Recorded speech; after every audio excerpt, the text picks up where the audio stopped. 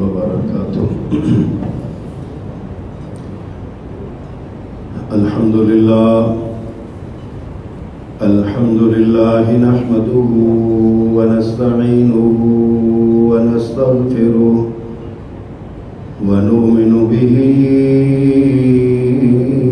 ونتوكل عليه ونعوذ بالله من شرور أنفسنا ومن سيئات أعمالنا من يهده الله فلا مضل له ومن يضلله فلا هادي له وأشهد أن لا إله إلا الله وحده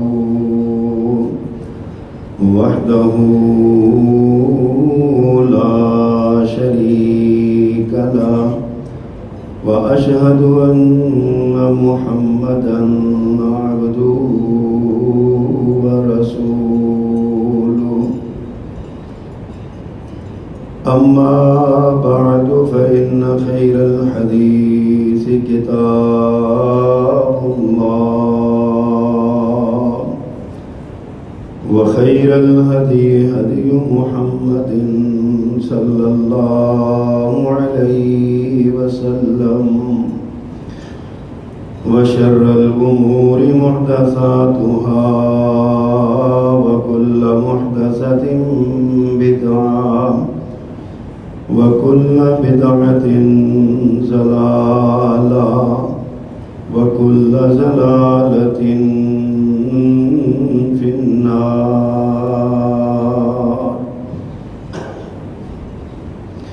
اللهم صل على محمد وعلى آل محمد كما صليت على إبراهيم وعلى آل إبراهيم إنك حميد مجيد.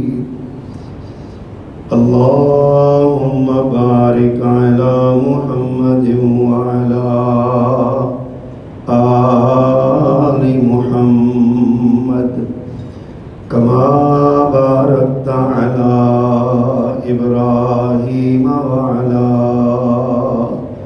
آل إبراهيم إنك حميد مجيد. رب اشرح لي صدري ويسر لي أمري واحلل عقدة من لساني يفقهوا قولي. اللهم انفعنا بما علمتنا وعلمنا ما ينفعنا وزدنا علما. أما بعد فأعوذ بالله السميع العليم وبوجهه الكريم وسلطانه القديم من الشيطان الرجيم من همزه ونفخه ونفثه.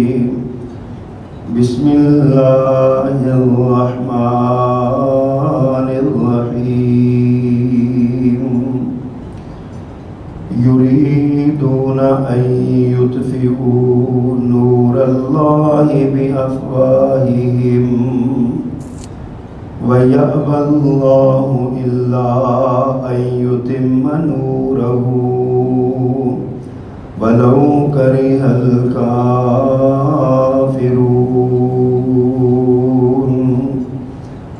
هو الذي أرسل رسوله بالهدى ودين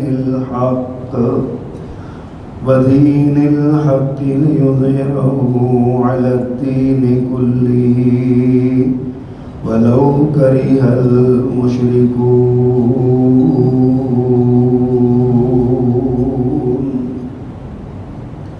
صدق اللہ العظیم۔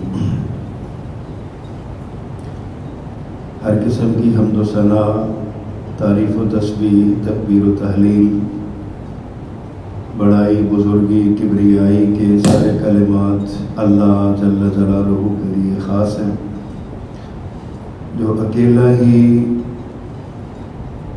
اس ساری کائنات کا بلا شرکت غیر یکتا و تنہا مالک و مختار ہے۔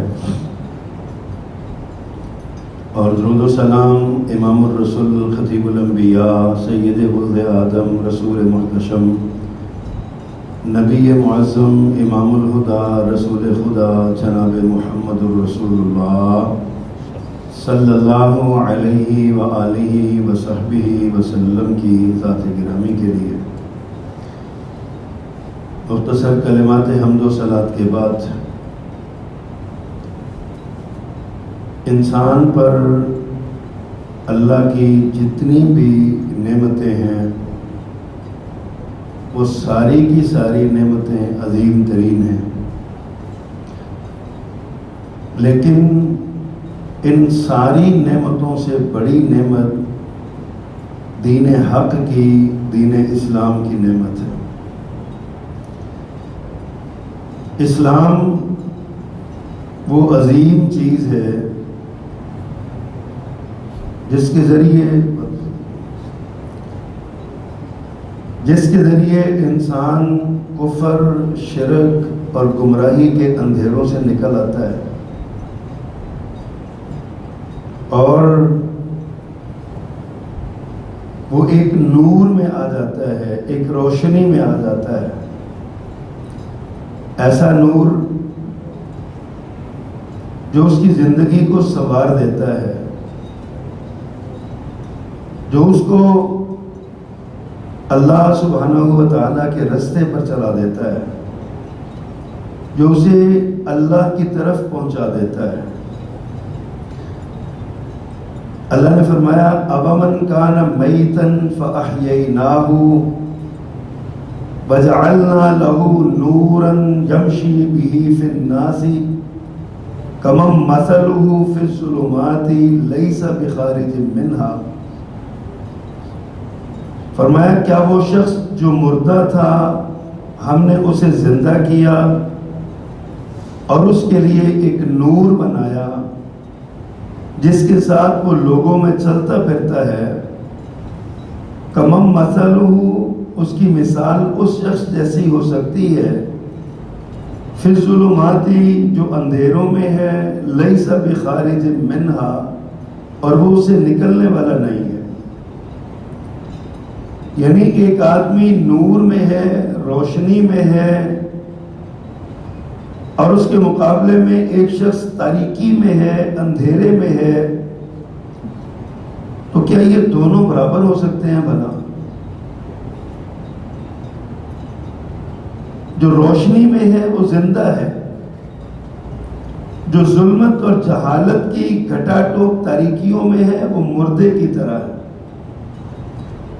گویا اسلام پیغام زندگی ہے، اسلام نور کا راستہ ہے، اسلام کامیابی کا راستہ ہے، اور شرک اور کفر اور گمراہی یہ تاریکی ہے جو انسان کی روحانی موت کا سبب بنتی ہے۔ پھر اسلام کا اعزاز یہ ہے کہ آدم علیہ السلام سے لے کر محمد الرسول اللہ صلی اللہ علیہ وسلم تک جتنے بھی انبیاء آئے سب کا اصل دین اسلام تھا، اور قیامت تک کے باقی ماندہ انسانوں کے لیے بھی نجات اور ترقی اور کامیابی کا راستہ اسلام ہی ہے۔ اسلام کو اللہ نے یہ اعزاز دیا کہ اللہ نے اس کے بارے میں فرمایا ان الدین عند اللہ الاسلام، اللہ کے ہاں اگر کوئی حقیقی دین ہے، ضابطہ زندگی ہے، دستور کائنات ہے تو وہ اسلام ہے۔ اسی صورت میں تھوڑا آگے جا کے فرمایا وَمَن يَبْتَغِي غَيْرَ الْإِسْلَامِ دِينًا فَلَن يُقْبَلَ مِنْهُ، جو اسلام کے سوا کوئی اور دستور تلاش کرے گا، زندگی گزارنے کا ضابطہ تلاش کرے گا، فَلَن يُقْبَلَ مِنْهُ، تو اس غیر اسلام دستور کے تحت کیا ہوا اس کا کوئی بھی عمل قابل قبول نہیں ہوگا۔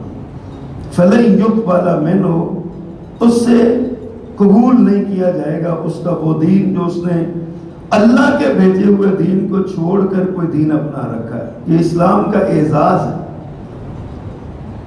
اور یہ بھی اسلام کا اعزاز ہے واللہ متم نورہ، اللہ اپنے اس نور کو جو اسلام کی صورت میں ہے اللہ اس کو پورا کرے گا۔ اور فرمایا لیظہرہ علی الدین کلی، یہ دین آیا ہی اس لیے ہے تاکہ سارے ادیان پر غالب آ جائے۔ آغاز خطبہ میں جو 2 آیات میں نے پڑھی ہیں اس میں اللہ تعالیٰ نے اسلام کے دشمنوں کا ایک طرز عمل نقل کیا ہے، فرد جرم ان پر لگائی ہے اور اپنا فیصلہ سنایا ہے۔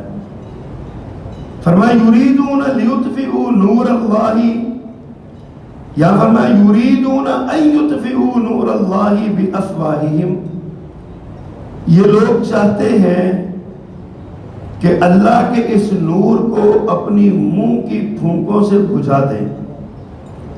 وَيَأْبَى اللَّهُ إِلَّا أَن يُتِمَّ نُورَهُ، مگر اللہ ان کی اس کسی بھی جد و جہد کا انکار کرتا ہے، اللہ اس نور کو پورا کر کے دکھائے گا۔ اللہ اپنے اس نور کو یعنی اس اسلام کو غالب کیے بغیر اللہ کسی کی جد و جہد کو قبول نہیں کرتا، انکار کرتا ہے ان کی کوشش کا کہ کوئی اسلام کو دبا لے گا۔ وَلَوْ كَرِهَ الْكَافِرُونَ، فرمایا چاہے کافروں کو برا لگے، کافروں کو یہ بات ناپسند ہو، نہ ماننے والوں کے لیے یہ موت کا پیغام ہو، لیکن اللہ اپنے اس نور کو بجھنے نہیں دے گا۔ فرمایا هُوَ الَّذِي أَرْسَلَ رَسُولَهُ بِالْهُدَى وَدِينِ الْحَقِّ، اللہ وہ ذات ہے جس نے اپنے رسول کو بھیجا ہدایت اور دین حق کے ساتھ، یعنی اسلام کے ساتھ، لیظہرہ علی الدین کلی، تاکہ وہ باقی سارے ادیان پر غالب آ جائے۔ گویا کہ یہ دین اسلام آیا ہی اس لیے ہے کہ سارے ادیان پر اس نے غالب آنا ہے۔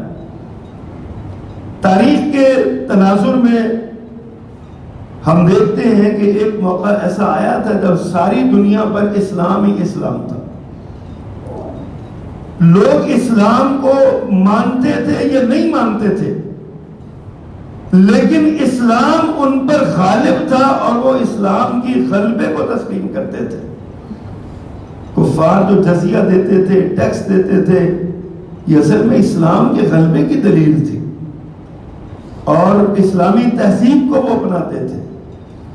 جس طرح آج ہمارے یہاں انگریزی تہذیب ہمیں بہت اچھی لگتی ہے، انگریزی زبان اچھی لگتی ہے، انگریزی لباس اچھا لگتا ہے، انگریزی کلچر اچھا لگتا ہے، انگریزی میوزک پسند ہے، انگریزی گانے پسند ہیں۔ اسی طرح کبھی اس روئے ارضی پر ایسا وقت بھی گزرا ہے کہ جب یہ سارے یہود و نصارہ اسلامی تہذیب کو، اسلامی لباس کو، اسلامی کلچر کو اپنانے پہ فخر کرتے تھے۔ یہود و نصارہ کی خواتین اسلام کا لباس پہنتی تھی، وہاں کے مسلمان مردوں کا لباس، نوجوانوں کا لباس پہنتے تھے۔ مسلمانوں، جس طرح آج ہم آکسفورڈ میں یا دیگر یونیورسٹیوں میں مسلمان پڑھنے جاتے ہیں، کبھی بغداد کی یونیورسٹیوں میں لوگ اسلام تعلیم حاصل کرنے کے لیے آیا کرتے تھے۔ یہ وقت ہم پہ ہو چکا، گزر چکا، لیکن دوبارہ ہم مغلوب ہو گئے، ہم پر غلبہ ہو گیا کفار کا، اور خمیازہ اس کا ہم بھگتنے لگے ہوئے ہیں۔ لیکن اس کا یہ مطلب نہیں ہے کہ اب یہ جو غلبہ ہو گیا بس غلبہ ہو گیا، ایسا نہیں ہوگا۔ اللہ کا وعدہ ہے قیامت سے پہلے پہلے ایک بار یہ اسلام ساری دنیا پہ غالب آ کے رہے گا، اس میں غالب آنا ہی آنا ہے۔ ہمارے لیے سوالیہ نشان ہے کہ ہم نے اپنی زندگی میں اس دین کو غالب کرنے کے لیے کیا کوشش کی۔ کیا ہمارے نامہ اعمال میں کوئی ایسی جدوجہد، کوئی ایسی کوشش، ایسی کاوش ہے کہ اللہ کے سامنے کھڑے ہو کے ہم یہ کہہ سکیں کہ الہی تیرے دین کو غالب کرنے کے لیے میں نے اتنا وقت دیا تھا، میں نے اتنی صلاحیت دی تھی، میں نے اتنا پیسہ دیا تھا، میں نے اتنی اولاد قربان کی تھی، میں نے اتنا کاروبار قربان کیا تھا، ہم یہ کہہ سکیں اللہ کے سامنے، یہ ہمارے سامنے بہت بڑا سائن آف انٹروگیشن ہے، سوالیہ نشان ہے کہ ہم نے کیا، ہماری کیفیت ہے، کیا ہم اللہ کے سامنے پیش کر سکے۔ یہ سوچنے والی بات۔ اللہ اکبر۔ اور آج ہمیں سب سے بڑا جو چیلنج امت مسلمہ کو درپیش ہے نا، لوگ کہتے ہیں جی سیاسی عدم استحکام کا چیلنج ہے، معاشی عدم استحکام کا چیلنج ہے، اور جناب معاشرتی عدم استحکام کا چیلنج ہے۔ خدا کی قسم یہ کوئی حیثیت نہیں رکھتے، یہ ساری چیزیں کچھ بھی حیثیت نہیں رکھتے۔ اللہ فرماتے ہیں وَلَوْ أَنَّ أَهْلَ الْقُرَىٰ آمَنُوا وَاتَّقَوْا لَفَتَحْنَا عَلَيْهِمْ بَرَكَاتٍ مِّنَ السَّمَاءِ وَالْأَرْضِ۔ اگر بستیوں کے لوگ ایمان لے آئیں اور تقوی اختیار کریں، ہم ان کے لیے زمین و آسمان کے دھانے کھول دیں گے، رزق کے ان کے لیے برکتوں کے دھانے کھل جائیں گے زمین و آسمان سے۔ کہاں کی معاشی پریشانیاں اور معاشی عدم استحکام ہی سیاسی عدم استحکام کی بنیاد ہوتا ہے، اور یہی عدم استحکام گھریلو ہمارے جو معاشرتی عدم استحکام ہے اس کی بنیاد ہوتا ہے۔ فرمایا ایمان لے آؤ سارے مسئلے حل ہو جائیں گے۔ تو گویا اصل چیلنج جو ہمیں درپیش ہے، اصل جو ہمارے ساتھ معاملہ ہو رہا ہے وہ ہمارے ایمان کا چیلنج ہے، اور ہمیں اس کی سمجھ نہیں آ رہی۔ وہ لوگ جو آج ہم پر معاشی طور پہ، سیاسی طور پہ غالب آ چکے ہیں، علامہ اقبال نے کہا تھا فضا میں تم ہو نصارا تو تمدن میں حنود، یہ مسلمان ہیں جنہیں دیکھ کے شرم ہے یہود۔ وہ لوگ ہمارا مذاق اڑاتے ہیں کہ یہ مسلمان وہ امت ہے جن کے پاس کائنات کا سب سے بہترین نظام حیات ہے، لیکن یہ معیشت کے لیے ہمارے سامنے ہاتھ پھیلاتے ہیں، سیاسی استحکام کے لیے ہمارے دستخط کروانے کے محتاج ہیں، اور ہمارے لیے سارے معاملات کر رہے ہیں، ہمارے غلام بنے ہوئے ہیں یہ لوگ۔ وہ بڑی معروف ایک مثال ہے، لطیفہ بنایا لیکن بڑے درد کا لطیفہ ہے کہ ایک ہندو اور مسلمان لڑ پڑے، مسلمان کمزور تھا، ہندو نے اس کو پکڑا، نیچے گرایا، مارنے لگا، مارنے بھی لگا اور رونے بھی لگا، کہ جنہیں کہا بڑے بدبخت تو مار بھی رہے ہو، رو بھی رہے ہو، شرم کرو۔ اس نے کہا مار تو اس لیے رہا ہوں میرے قابو آیا ہوا ہے، اور رو اس لیے رہا ہوں جب اٹھ جائے گا تو یہ مجھے مارے گا۔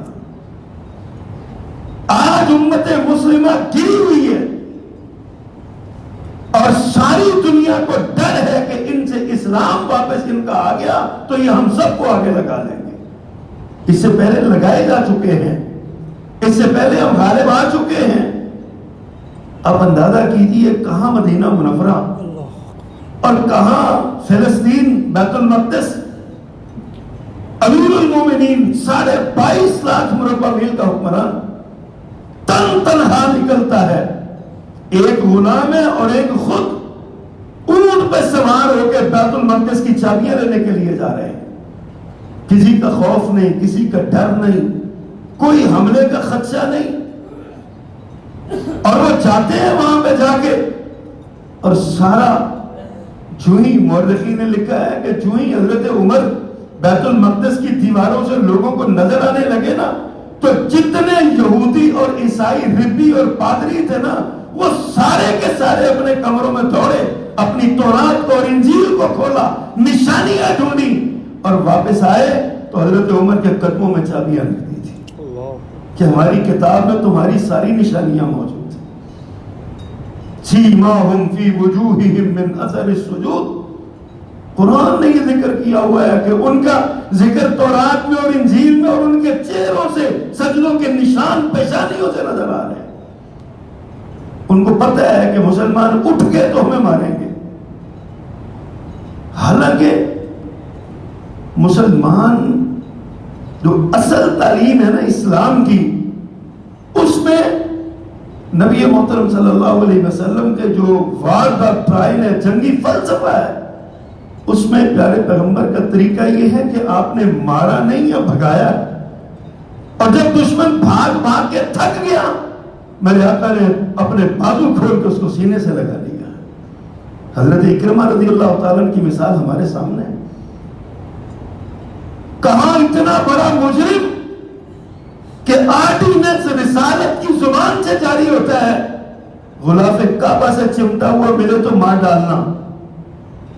اور کہاں یہ رحم و کرم کہ پتہ چلتا ہے اکرمہ آ رہے ہیں تو اپنے صحابہ سے کہتے ہیں اس کے باپ کا بھی ذکر نہ کرنا، اس کے سامنے تکلیف ہوگی. اس کو وہ باپ جس کو میرے آقا نے اس کی لاش پہ کھڑے ہو کے فرمایا تھا فرعون ھذہ الامہ، اس امت کا فرعون بنا پڑا ہے یہ، اس کے بارے میں اتنا مذہبی رواداری اور اس قدر انسانی عزت اور تکریم کا خیال، یہ اسلام ہے.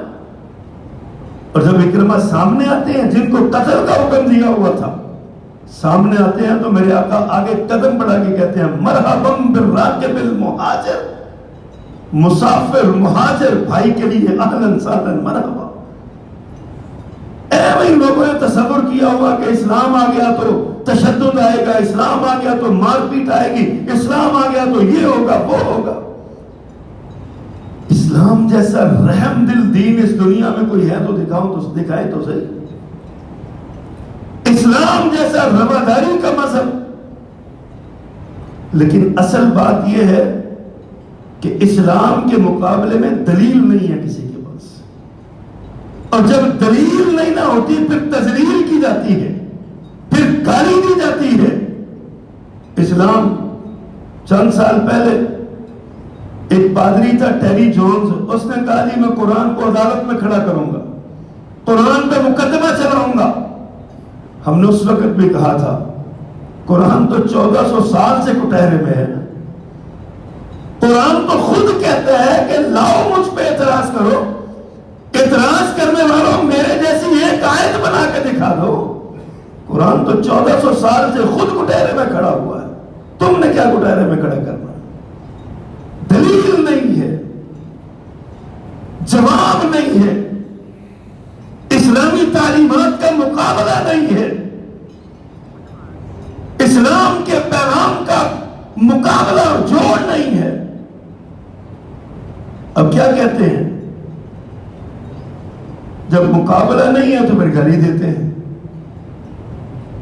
میرے نبی جیسی سیرت کسی کی نہیں ہے تو پھر آپ کے معاذ اللہ کارٹون بناتے ہیں، آپ کے خاکے چھاپتے ہیں. اسلام کو تشدد اور دہشت گردی کا مذہب کہتے ہیں. سبب کیا ہے؟ دلیل نہیں ہے. اور پھر مزے کی بات یہ ہے قرآن نے بھی نا اخیر کر دی ہے. اللہ فرماتے ہیں لا یقاتلونکم جمیعا، اکٹھے ہو کر تم سے نہیں لڑیں گے، الا فی قری محصنۃ او من وراء جدر، یا تو کسی قلعوں میں چھپ کے حملہ کریں گے یا دیواروں کی اوٹ پر بیٹھیں گے، سامنے آ کے نہیں کریں گے. اور آج آپ دیکھیں سامنے کچھ لوگ ہیں، اصل طاقتیں پیچھے بیٹھی ہوئی. سامنے کون لوگ ہیں؟ جنہوں نے اسلام کا لبادہ اوڑا ہوا ہے، نام مسلمانوں والے، خاندان مسلمانوں کا، لیکن ان کی دماغ میں اسلام کے خلاف گندگی بھرتے ہیں اور ان سے کہتے ہیں کہ تم مسلمانوں پہ اعتراض کرو. مستشرقین وہ جو ہے کافر یہودی عیسائی اور دیگر مذاہب کے لوگ، ان کو مسلمان اسلام، ان کو اسلامیات پڑھائی جاتی ہے اس لیے کہ تاکہ وہ اسلام پر اعتراض کر سکے. فرمایا لا یقاتلونکم جمیعا الا فی قری محصنۃ، اور من وراء جدر، دیواروں کے پیچھے بیٹھ کے حملے کریں گے، قلعوں میں چھپ کے حملے کریں گے، سامنے آ کے حملہ نہیں کریں گے، اسلام کا مقابلہ دلیل کے میدان میں نہیں کر سکیں گے۔ گالی دینا تو کوئی بہادری نہیں، گالی دیتا ہی وہ جو کمزور ہوتا ہے۔ ہمارے عام یہاں پنجابی معاشرے کی مثال ہے یہ کہ چودھری کسی غریب آدمی کو مارے نا، تھپڑ مارے، غریب کمزور آدمی کیا کر سکتا ہے؟ وہ زیادہ پلٹ کر اسے گالی دے دیتا ہے، اور چودھری مر جاتا ہے اس بات پہ کہ مجھے غریب آدمی، چودھری غیرت والا ہونا تو غریب آدمی کی گالی سے مر جاتا ہے۔ اس نے کمزور پہ ہاتھ اٹھایا، ڈنڈا اٹھایا، کیوں؟ اس بیچارے کے پاس اب طاقت نہیں ہے، دلیل نہیں ہے اس کے پاس، جواب میں وہ گالی دے گا۔ یہ جتنے چودھری بنے ہوئے ہیں نا، یہ سارے کے سارے، یہ اسلام کے مقابلے میں ان کے پاس کچھ نہیں ہے، نہ تہذیب ہے، نہ تاریخ ہے، نہ تعلیم ہے، نہ تربیت ہے، اسلام کے مقابلے میں کچھ نہیں ہے، جواب میں گالی دیتے ہیں اسلام کو، اور سمجھتے ہیں کہ ہم بہت بڑا معاملہ کرتے ہیں، جبکہ اسلام ایک وسیع الظرف دین ہے۔ اسلام کا اعلان ہے کہ یہود و نصارہ باطل ہیں، غلط ہیں، جھوٹے ہیں، لیکن اس کے باوجود اسلام اپنے معاشروں میں یہودیوں اور عیسائیوں کو جینے کا حق دیتا ہے، رہنے کا حق دیتا ہے۔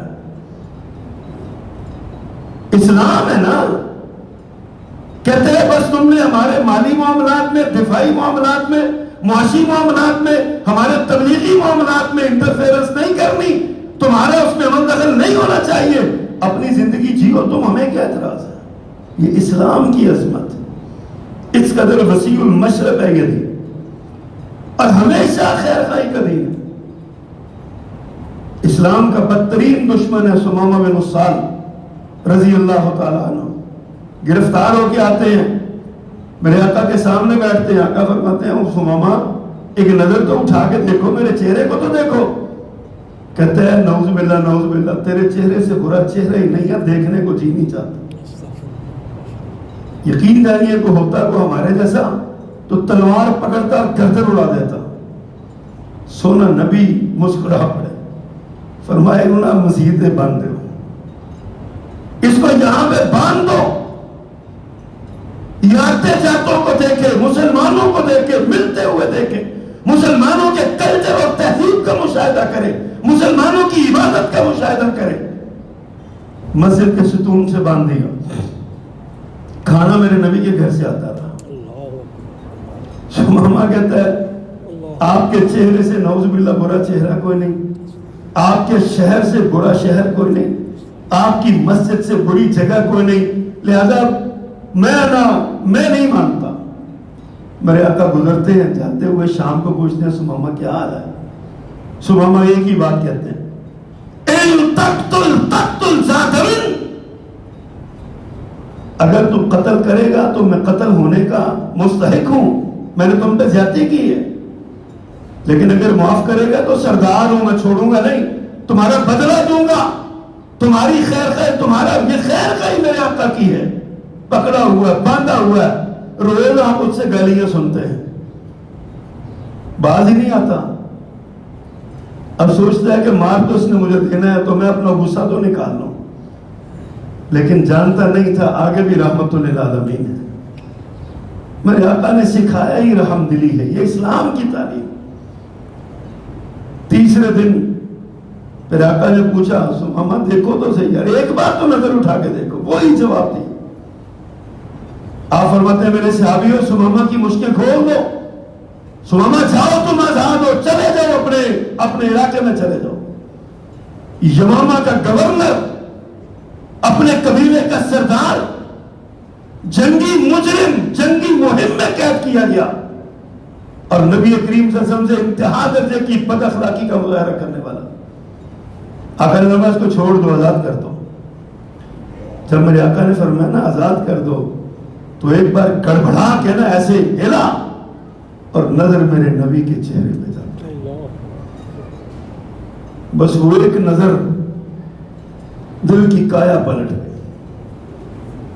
میرے نبی کا چہرہ تو وہ چہرہ دیکھنے والے کہتے تھے اللہ کی قسم یہ کسی جھوٹے کا چہرہ ہو ہی نہیں سکتا، یہ جھوٹے کا چہرہ نہیں ہو سکتا۔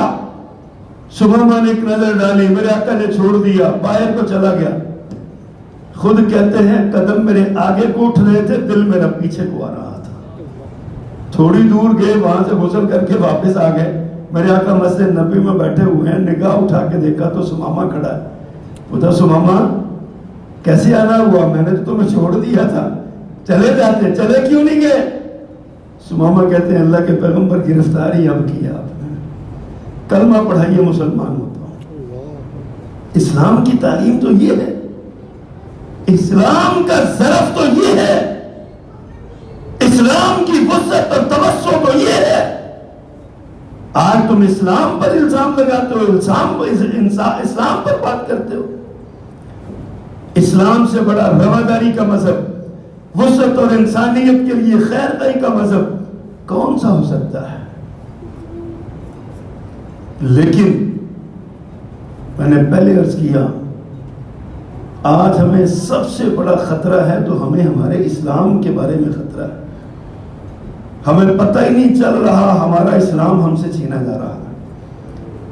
ہماری اولادیں اسلام سے دور ہوتی جا رہی ہیں، ان کو اسلام کی حقیقی شکل نہیں دکھائی جا رہی۔ ہم اپنے بچوں کو قرآن نہیں پڑھاتے، ترجمہ نہیں پڑھاتے، تفسیر نہیں پڑھاتے، ہم اپنے بچوں کو استاد کے پاس نہیں بٹھاتے، اپنے بچوں کی انگلی پکڑ کے مسجد میں نہیں لاتے۔ ہمیں خدشہ ہوتا ہے اس بات کا، ہم نے لوگوں کی زبان سے یہ سنا کہ اسی کو اپنے منہ میں ملمنٹا بنانا ہے، ہم نے اپنے بچوں کو حفظ کروا لیا بس کافی ہے۔ ہم نام کے مسلمان ہیں، عمل کے مسلمان نہیں ہیں، اور نام کا مسلمان سب سے آسان شکار ہوتا ہے۔ آج ہمیں پتہ ہے کیا کیا کن کن مسائل کا سامنا ہے۔ سب سے بڑی ایک تحریک ہمارے معاشرے میں برپا ہے، وحدت ادیان کی تحریک۔ کہا جاتا ہے جی انسانیت مذہب ہے، یہ سارے دین الگ الگ ہیں، اپنے اپنے دین پہ عمل کرو، بس انسانیت کے نام پہ اکٹھے ہو جاؤ، اور سارے برابر ہیں، کوئی فرق نہیں ہے۔ کہا گیا ایک یہودی اور ایک عیسائی انسانیت کی خدمت کا وہ کام کر گیا تو آپ کے مسلمان کہلانے والوں نے یہ سوال اٹھایا بھلا یہ بھی جہنم میں چلا جائے گا؟ ہمیں ایسی جنت نہیں چاہیے جہاں مدر ٹریسا جیسی عورت نہ ہو، ہمیں ایسی جنت نہیں چاہیے جہاں فلاں انسانیت کا خدمت گزار نہ ہو۔ یہ مسلمانوں نے کہا، مسلمان کہلانے والوں نے کہا۔ اور بدقسمتی سے جب ان کی بایوگرافی دیکھتے ہیں، ان کی پروفائل دیکھتے ہیں، تو وہ کسی کالج کے استاد نکلتے ہیں، کسی یونیورسٹی کے پروفیسر نکلتے ہیں۔ کیا ہمارے بچوں کو پڑھا رہے ہیں؟ کبھی ہم نے غور کیا اس بات میں؟ جبکہ رسول اللہ صلی اللہ علیہ وسلم نے فرمایا کہ میری امت میرے بعد جس یہودی یا عیسائی تک میرے دین کا کلمہ پہنچ گیا اور وہ مجھ پر ایمان نہ لایا، میرے آقا نے فرمایا وہ جہنم میں جائے گا، اس کے لیے کوئی جنت نہیں ہے، چاہے وہ کتنا ہی خوبصورت کیوں نہ ہو، چاہے وہ کتنا ہی مالدار کیوں نہ ہو، چاہے وہ کتنا ہی صاحب ثروت صاحب خیر کیوں نہ ہو، چاہے وہ کتنا ہی انسانی حقوق کے نام کا محافظ کیوں نہ ہو، اگر اس نے محمد کا کلمہ نہیں پڑھا صلی اللہ علیہ وسلم تو وہ جہنم میں جائے گا۔ وہ تو یہودی اور عیسائی ہے، اور جو مسلمان ماں کی گود میں پل کے، مسلمان باپ کے خون سے پرورش پا کے، مسلمان باپ کی کمائی سے وہ اپنی زندگی کی ابتدائی شروعات کر کے بھی اگر اسلام کے خلاف بات کرے تو آپ کیا سمجھتے ہیں اللہ اس کو معاف کر دیں گے؟ اور حضرات بدقسمتی سے یہ ہمارے گھروں میں ہو رہا ہے، بدقسمتی سے ہمارے معاشرے میں ہو رہا ہے، ہماری اولادوں میں ایسے بچے پیدا ہو رہے ہیں۔ میں اکثر آپ سے یہ بات کہتا ہوں، اکثر جگہوں میں بھی یہ بات کہتا ہوں، اکثر دروس اور کانفرنسز میں بھی یہ بات کہتا ہوں، خدا کے لیے اپنے بچوں کے ایمان کو سنبھالیے۔ آج ہم پہ کتنی بڑی بات ہے یہ وحدت ادیان، اس کا ایک سادہ سا ترجمہ میں آپ کے سامنے کروں۔ وحدت ادیان کا مطلب ہے یہودیت اور اسلام ایک ہے، ان میں کوئی فرق نہیں ہے۔ اب آپ مجھے بتائیے، یہودی کہتے ہیں کہ حضرت عیسیٰ علیہ السلام نعوذ باللہ غلط و زنا ہے، ان کی ماں نے بدکاری کی تو یہ پیدا ہوئے، کیا یہ دونوں مذہب ایک ہو سکتے ہیں؟ وحدت ادیان کا فلسفہ ہے نا، ایک ہے۔ یہودی کہتے ہیں حضرت مریم علیہ السلام معاذ اللہ بدکار عورت تھی، کیا کوئی مسلمان اس کا تصور کر سکتا؟ کیا کوئی مسلمان یہ سوچ بھی سکتا ہے اس بارے میں؟ سوچنے سے بھی ایمان کو خطرہ لاحق ہوتا ہے، اور اپنی زبان سے یقین کرنے پہ بندہ دائرہ اسلام سے خارج ہو جاتا ہے۔ جس کی طہارت اور پاکیزگی اور صفائی قرآن بیان کرے، اور تم کو وحدت ادیان یہودی اور یہودیت اور اسلام ایک ہے، کیسے ہو سکتا ہے؟ کہتے ہیں عیسائیت اور اسلام ایک ہے۔ عیسائی کہتے ہیں عیسیٰ اللہ کا بیٹا ہے، مسلمانوں مان لو گے؟ قرآن کہتے ہیں قل هو اللہ احد اللہ الصمد لم یلد ولم یولد ولم یکن له کفوا احد۔ عیسائی کہتے ہیں عیسیٰ تین میں تیسرا ہے۔ عقیدہ توحید چھین لیا جائے گا وحدت ادیان کے نام پر، اسلام ضبط کر لیا جائے گا وحدت ادیان کے نام پر۔ کیا آپ قبول کر لو گے اس کو؟ اللہ اکبر۔ وحدت ادیان کیا ہے؟ جو ملحد ہے نا وہ بھی ہمارے برابر ہے، جو اللہ کو مانتا ہے جو اللہ کو نہیں مانتا دونوں برابر ہیں۔ یہ وحدت ادیان۔ الحاد ایک دین ہے، الحاد ایتھزم جس کو کہتے ہیں، یہ ایک دین ہے۔ کیا آپ اس کو مان لو گے کہ اللہ نہیں ہے؟ وہ کہتا ہے اللہ ہے ہی نہیں۔ کیا آپ اس کو مان لو گے کہ بندہ انسان پہلے بندر تھا، انسان تھا ہی نہیں، بندر سے ارتقا کر کے یہ جو ہے وہ انسان بنا؟ کیا مان لو گے اس بات کو؟ ہمارے اسکولوں اور کالجوں میں یہ نظریہ پڑھایا جا رہا ہے، اور اس کے بعد اللہ اکبر، اسلام کے مخالفین جو کام کرتے ہیں نا، بڑا باریک واردات ڈالتے ہیں جس کی ہمیں سمجھ نہیں آتی۔ ہمارے سادہ لوگ مسلمان کلمہ پڑھنے والے سادہ صاحب کو جی کلمہ پڑھے ایسی مسلمان بس اتنا کو ساڈا اسلام۔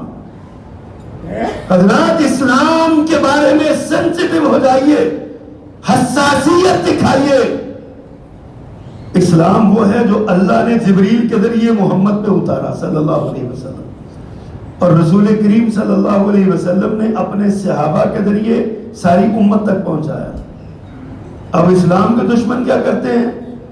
صحابہ کو درمیان میں سے نکال دیتے ہیں اور آڑ لیتے ہیں خانوادہ رسول صلی اللہ علیہ وسلم، اہل بیت کی۔ ہم اہل بیت کے محب ہیں، اور اہل بیت کا محب ہونے کے لیے رسول اللہ صلی اللہ علیہ وسلم اور آپ کے اصحاب کو گالی دینا ضروری ہے۔ جو ابو بکر کو گالی نہیں دے گا وہ محب اہل بیت نہیں ہوگا، جو عمر کو گالی نہیں دے گا محب اہل بیت نہیں ہوگا، جو عثمان کو گالی نہیں دے گا محب اہل بیت نہیں ہوگا۔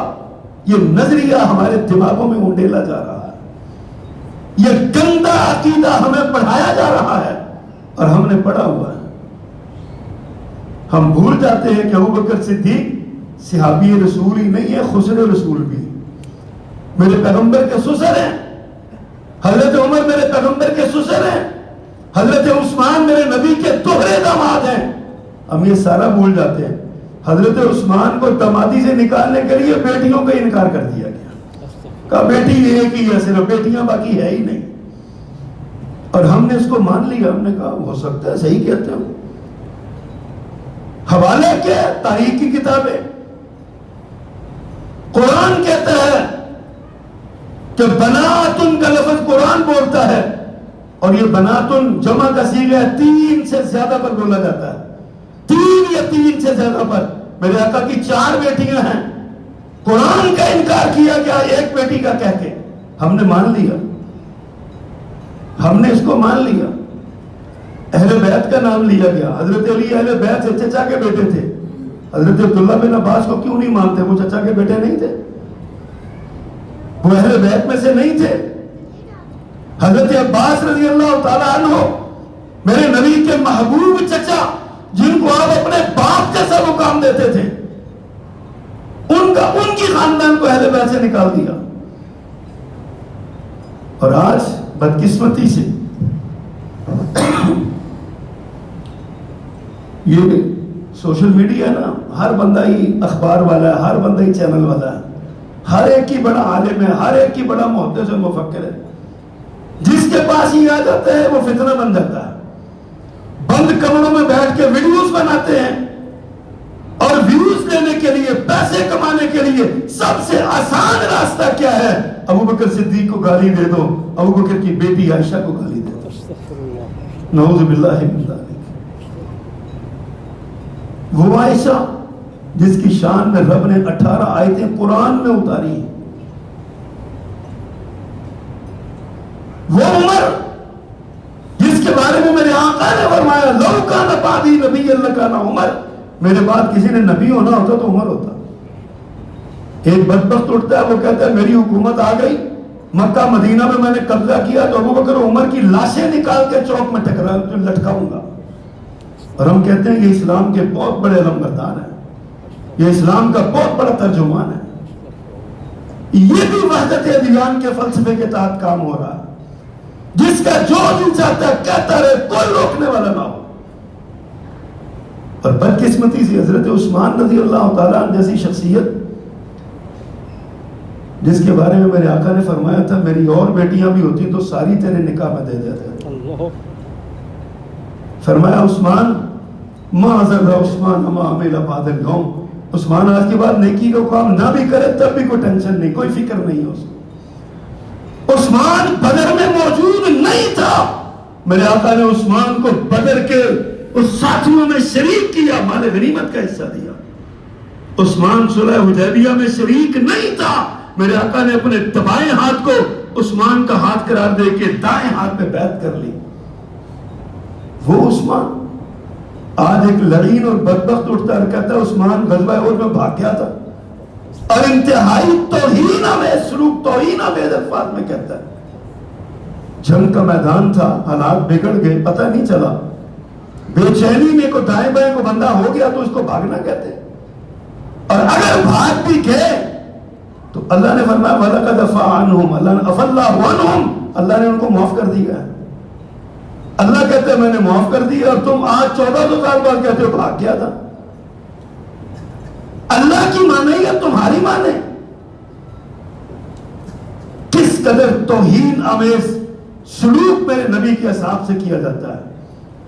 لقد رضی اللہ عن المؤمنین، اللہ نے فرمایا اللہ مومنوں سے راضی ہو گیا.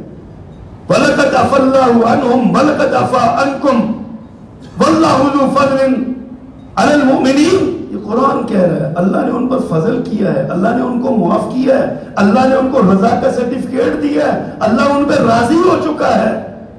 اور آج کا یہ بدبخت اور نام نہاد مسلمان اٹھ کے کہتا ہے کہ مجھے پتا ہے، میری معلومات ہیں، وہ بھاگ گئے تھے. حضرت عبداللہ ابن عمر سے بھی ایک بدبخت نے یہی سوال کیا تھا، کوفے سے آیا تھا.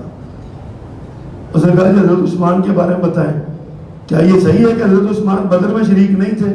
حضرت کہتے ہیں ہاں بالکل صحیح ہے. حضرت کہا یہ بھی صحیح ہے کہ حضرت عثمان احد میں بھاگ گئے تھے؟ کہا بالکل صحیح ہے. کہا یہ بھی صحیح ہے کہ حضرت عثمان حدیبیہ میں موجود نہیں تھے؟ کہا بالکل صحیح ہے. اس نے کہا اللہ اکبر. فرمایا بیٹھ جاؤ. اللہ اکبر. میں بتاتا ہوں تمہیں اس کی حقیقت. تم جس ٹون سے بول رہے ہو مجھے پتہ ہے. سنو، بدر میں عثمان موجود نہیں تھے اس لیے کہ اللہ کے نبی نے حکمت منع کیا تھا. فرمایا عثمان گھر رہ کے اپنی بیوی میری بیٹی کی تیمارداری کرو، بیمار ہے اس کو سنبھالو، اور میں تمہیں بدر کے ساتھ اپنے ساتھ شریک رکھوں گا. اور میرے نبی نے بدر سے واپس آ کے مال غنیمت کا حصہ دیا تھا عثمان کو. عثمان موجود نہیں تھا تو عثمان کو حصہ ملا. اور غزوہ احد کی بات ہے تو اللہ نے فرمایا وَلَقَدْ عَفَا عَنْكُمْ وَلَقَدْ عَفَا اللَّهُ عَنْهُمْ، اللہ نے ان سب کو معاف کر دیا، جو بھی دائیں بائیں ہو گئے تھے سب کو معاف کر دیا. جب اللہ نے معاف کر دیا تو تو بھی معاف کر دے، تو ہی چھڑ دے.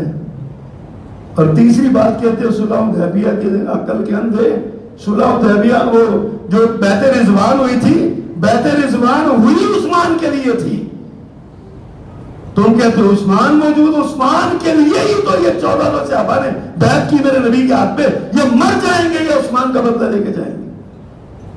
وہ اتنی عظمتوں والا عثمان، اور ایک بدبخت اور لعین اٹھتا ہے، کبھی حضرت عثمان پہ اعتراض، کبھی حضرات صحابہ کرام ابو بکر و عمر پہ اعتراض، کبھی امہات المومنین پہ اعتراض، اور سب سے زیادہ مظلوم طبقہ صحابہ کرام میں سے خاندان بنو امیہ کا، حضرت امیر معاویہ پہ اعتراض، ان کے والد ابو سفیان پہ اعتراض، حضرت عثمان پہ بڑی بڑی کتابیں لکھ دی گئی اعتراضات کی۔ قصور کیا تھا؟ بنو امیہ وہ ہے جس نے ایران کو شکست دی، بنو امیہ وہ ہے جس نے کیسر کو روم کو شکست دی، بنو امیہ کے سردار وہ ہیں جنہوں نے اسلام دنیا کے کونے کونے تک پہنچایا، اس لیے اسلام کے دشمنوں کو ان سے تکلیفیں پڑی۔ ان کو پتہ ہے اگر ان کو مان لیا تو اسلام کو ماننا پڑے گا، ان کو مان لیا تو اسلام کو ماننا پڑے گا۔ اعتراض اصل میں رسول اللہ صلی اللہ علیہ وسلم پر ہوتا ہے، کر نہیں سکتے، ڈرتے ہیں مسلمان مار ڈالیں گے، پھر آسان راستہ ڈھونڈتے ہیں، کیا صحابہ کرام پہ اعتراض کر دو، کبھی ابو بکر پہ اعتراض کر دو، کبھی عثمان پہ اعتراض کر دو۔ آپ نے اکثر دیکھا ہوگا محفل مجلس ہوتی ہے حضرت حسین رضی اللہ تعالیٰ عنہ کی شہادت کی، واقعہ کربلا بیان کیا جاتا ہے، ابو بکر کو گالی دی جاتی ہے۔ کتنا فاصلہ درمیان میں، کبھی غور کیا اس بات پہ؟ سوچنے والی بات ہے، حضرت ابوبکر صدیق کا انتقال کب ہوتا ہے اور حضرت حسین کب شہید ہوتے ہیں؟ حضرت حسین کی شہادت کا حضرت ابوبکر صدیق کے ساتھ کیا تعلق ہے رضی اللہ تعالیٰ عنہ اجمعین؟ اعتراض کرتے ہیں امیر معاویہ رضی اللہ تعالیٰ عنہ پہ، جانتے نہیں کہ امیر معاویہ کی بیعت حضرت حسن نے بھی کی، حضرت حسین نے بھی کی رضی اللہ تعالیٰ عنہ، اور دونوں صحابی گویا کہ اعتراض امیر معاویہ پہ نہیں، اعتراض حسن و حسین پہ ہے، اور اعتراض حسن و حسین پہ نہیں، اعتراض حسنین کے نانا پہ ہے، اعتراض حسنین کے نانا پہ نہیں، اعتراض اللہ کے نازل کردہ دین پہ ہے۔ اور یہی میں آپ سے کہہ رہا ہوں کہ آج ہمارے دین کو خطرات لاحق ہیں، ہمارا دین ہم سے چھینا جا رہا ہے، ہماری اولادوں کو ہم سے دین سے دور کیا جا رہا ہے، الہاد کی تعلیم دی جا رہی ہے، عام کیا جا رہا ہے الہاد کو۔ اللہ نہیں ہے، کائنات خود بن گئی، اللہ ہوتا تو فلاں کام نہ ہوتا، اللہ ہوتا تو فلاں کام نہ ہوتا، یہ اعتراضات اٹھائے جا رہے ہیں۔ اور بدقسمتی سے سوشل میڈیا عام ہے، بچے کے ہاتھ میں بھی ہے، بڑے کے ہاتھ میں بھی ہے، جس کے پاس علم ہے اس کے پاس بھی ہے، جس کے پاس علم نہیں ہے اس کے پاس بھی ہے، سارے متاثر ہوئے جا رہے ہیں۔ اور دین سے ہماری رغبت کا عالم یہ ہے کہ ہم نماز کے لیے مسجد میں نہیں آتے۔ ابھی مجھے بھائی بتا رہے تھے مسجد میں ترجمہ کلاس ہوتی ہے، عشاء کے بعد 5 بندے رہ گئے، 5 بندے رہ گئے، 20-22 افراد تھے، 20-22 نوجوان تھے پڑھنے والے، اب 5 رہ گئے ہیں۔ یہ معیار ہے ہمارا اسلامی ہونے کا؟ ہمیں شوق ہی نہیں ہے کہ ہم دین سیکھیں، ہمیں احساس ہی نہیں ہے کہ ہم قرآن پڑھیں اور قرآن سیکھیں۔ قرآن سے وابستہ رہیں تو ہمیں صحابہ کی عظمت کا پتہ چلے گا، قرآن سے وابستہ ہوں گے تو ہمیں اللہ کی توحید کے بارے پتہ چلے گا، پیارے پیغمبر کے پروٹوکول کے بارے میں پتہ چلے گا جب ہم سورۃ الحجرات پڑھیں گے۔ لیکن ہمارے پاس ٹائم نہیں ہے، اور بدقسمتی سے جب خطبہ شروع ہوتا ہے تب ہمارا کیا، کتنے لوگ ہوتے ہیں اور سلام پھیرتے ہیں تب کتنے ہوتے ہیں، اور سلام کے بعد بھاگنے والوں میں کتنے جلدی کتنے لوگ ہوتے ہیں۔ اور ہم مسلمان ہیں اللہ کے فضل سے، ہم جمعہ نہیں پڑھنے آتے گلے پہ ڈھول بجانا آنے ہیں کہ اللہ نے پابندی لائی ہے پڑھنا، چلو نماز پڑھ لئیے جا کے، ہم سمجھتے ہیں 2 رکعتیں پڑھ لینے کا نام جمعہ ہے۔ حضرات اپنے ایمان کی فکر کیجئے، اس منبر سے آپ کو آپ کے ایمان کے تحفظ کی بات سنائی جاتی ہے، آپ کو قرآن و حدیث کی روشنی میں اصلاح کی جاتی ہے، اور اگر آپ اس منبر سے ہی وابستہ نہیں رہیں گے تو بتائیے آپ کیا سیکھیں گے، کیا کریں گے؟ ہمیں دنیا کے کام بڑے ہیں، کاروبار بڑا ہے ہمارا، ہمیں بڑی مشکلات ہیں، دکان بند نہیں کر سکتے۔ قرآن کہتا ہے اذا نودی للصلاۃ من یوم الجمعۃ فاسعوا الی ذکر اللہ وذروا البیع، اذان جمعے کی سنو تو کاروبار چھوڑ کے مسجد میں آؤ، کاروبار چھوڑ دو۔ گویا کہ اذان جمعہ کے بعد کاروبار حرام ہو جائے گا، جو پیسے کمائیں گے حرام کمائیں گے۔ اور ہم نے بہانے لگائے ہوئے ہیں، 2 بندے ملازم ہیں، تو وہ مسیطیں پڑھے یا میں اس مسیطیں پڑھے ہوا گا، یہ معیار ہے ہمارے اسلام کا. لوگ ہمارا اسلام چھیننے کو در پہ ہیں اور ہم سے نماز کے لیے مسجد میں نہیں آیا جاتا, ہم سے جمعے کے لیے مسجد میں نہیں آیا جاتا, خطبہ سننے کے لیے مسجد میں نہیں آیا جاتا, ترجمہ کلاس اور ناظرہ کلاس پڑھنے کے لیے مسجد میں نہیں آیا جاتا. آپ ہی کی مسجد میں 6 کلاسیں لگا کرتی تھی نا, 100 بچہ پڑھا کرتا تھا, آپ ہی کی اولادیں تھی, آپ لوگ تھے. اب آپ کی اولادیں کیوں نہیں آ رہی مسجد میں؟ نہ صبح کلاس ہوتی ہے ناظرے کی, نہ شام کو ہوتی ہے تو 15-20 بچے, اتنا بڑا محلہ 15-20 بچے پڑھنے کے لیے آتے ہیں. وہ بھی آ جائیں نہ آئیں. مجھے معاف کیجئے گا کچھ بات تلخ ہو گئی ہے, لیکن ہے حقیقت یہی. آج ہم سے ہمارا دین چھینا جا رہا ہے اور ہمیں اس کی پرواہ ہی نہیں ہے. وائے ناکامی متاع کارواں جاتا رہا اور کارواں کے دل سے احساس زیاں جاتا رہا. آج ہمیں اپنے دکھ کا, اپنے اس جو نقصان ہے اس کا بھی دکھ باقی نہیں رہا. کیا بٹا تھا اگلا کس. اللہ ہمارے حال پر رحم فرمائے اور اللہ ہمیں دین کی حفاظت کرنے والوں میں شامل فرمائے. سبحان ربک رب العزت عما یصفون وسلام علی المرسلین والحمد للہ